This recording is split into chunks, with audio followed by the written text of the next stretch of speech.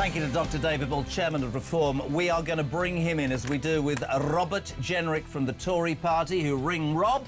He comes in every couple of weeks to answer your questions. From now on, every couple of weeks, Dr. David Bull for Reform will come in and ask your questions. And I promise you this, if I could get somebody from the Labour Party to agree to do the same, the door is open from them. This is about you. Julia here at 10, but right now, our roving reporter, the legend that is Samara Gill.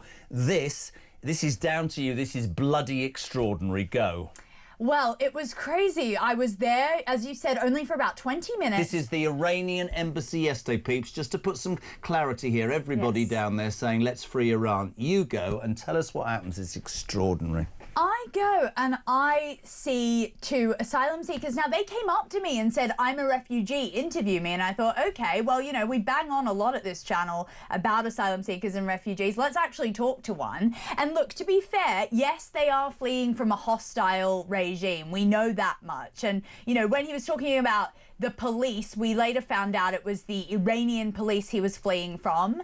However, the British police also got involved and did start questioning him just before we left. They told us to turn our cameras off so that they could figure out who this guy was, because it set off alarm bells. But, you know, it really scared me in some ways, because it does show that on the streets, walking around, we've got people who've come from a hostile regime. Yes, where they go and they dangle people from cranes and hang them, where this person has clearly witnessed a lot of violence in his life, a lot of terror, been around a lot of Islamic extremism. I think that the point is, and we should say this before we play this, these people have escaped an awful regime, which all of us want ended. My point in why this is so shocking, right, is this absolutely makes it obvious to anybody how bloody easy it is to come into this country, and then that sends the message, you might not have come from a hostile regime, you might well be a criminal or a sex offender, and you're free to walk the streets. That's the truth, isn't it?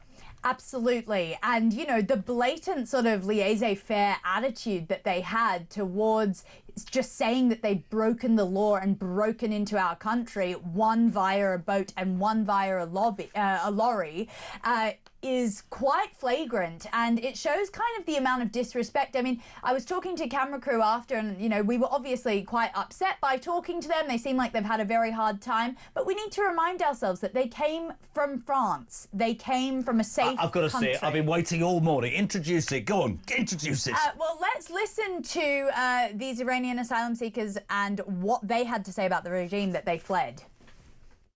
My people dying! Look at this family! They are killing the kids! Human right! We don't have a human right in our country! What would you say to Keir Starmer? Be honest, they put this rubbish in our country in 1979. Now we want to stay with us, not supporting these terrorists. They are honest. They are killing the kids. We are here for regime change. No. Did you come here on a boat? Yeah. You came here on a boat? Yeah, from France. From France, yes, from Calais. Yeah. Interesting. What was that journey like? Did you get granted asylum here? I can't understand, sorry. He's looking for him. Okay. All right. Police are looking for you. Yeah. Can I ask something on my way? Wait, so the police why are the police looking for you? He was in Iran, because when you are there and if there's a picture of you going out or somebody sees you, they will come and kidnap you. That's exactly what happened to me when I was living in Iran 2 years ago. But you were a refugee like him? Yeah, I'm a refugee. I don't have status. In Iran, there is some children that they didn't die yet and they are arrested. If this demonstrations fall and stop, they're gonna kill all of them in just a few days. The moment that you're waiting to kill you, to kill you, when I was in Iran. And is that why you fled Iran as a refugee? Actually, yes. And how did you come to Britain? Actually, by lorry. Right, by lorry. Yeah, no, okay. I went out from Turkey. I took all of my life. I was he can't say anything about his pain to tell Home Office and get his refugee status. So are you living in a refugee hotel at the moment? Yeah. Are you living in Refugee, right, like in London? No. Ah, okay. No. So you came from here. I came from Sheffield. I was a rich boy who was attending to demonstrations and had a good life before, but since I did that, I had to leave all of my family, any facility I had, any friends I had, the life that I'm still wishing it, just because of my idea, I came out from my country, loneliness. It's amazing work for Day One SOS.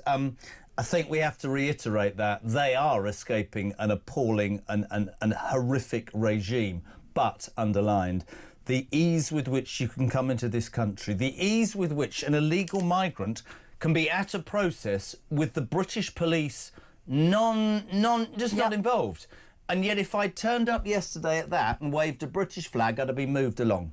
You absolutely would have been, maybe even arrested. Who knows in this country anymore? And yeah, I think you're totally right. We do talk about Iran. It's a hostile state, and they are up there with the amount of asylum seekers that we have coming into this country. And it scares me because, especially that guy who barely spoke a word of English and couldn't answer the questions of, do you have asylum here?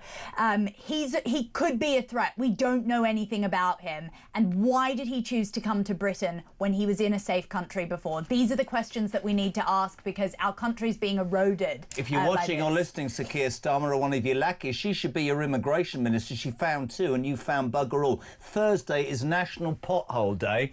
I am going to make it my mission to put Samara Gill in a hole somewhere in the middle of this country so that you cut up to her knees in potholes. Yesterday, tomorrow rather, ideas germinating in your head? I mean, I'm already talking to one of our great viewers, Matt. He's in Wolverhampton, and they've got 300 potholes on just one street with 2 primary schools. So I might go up there and give him a little a look in and see what's going on. And you said yesterday the way to fill in your potholes is to spray a Union Jack or the cross of St George, because the council will come quickly and do that. Your suggestions, text for Samara 87222. Our brand new roving reporter, SOS, send us Samara. She will come wherever you are. You might watch this and go, oh, no, it's not. I don't care if we're in Scotland, Wales, and all that. She will come to you and talk about your bin collection, illegal migrants, crime on the streets, burglary, shoplifting, whatever you want, hate crimes, hurty word crimes, anything, potholes.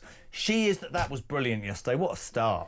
Oh, please, no, I mean, it's Go and just catch some more. Thank you very much indeed. She'll be back tomorrow. What is it, 5 to 10 on Talk Breakfast?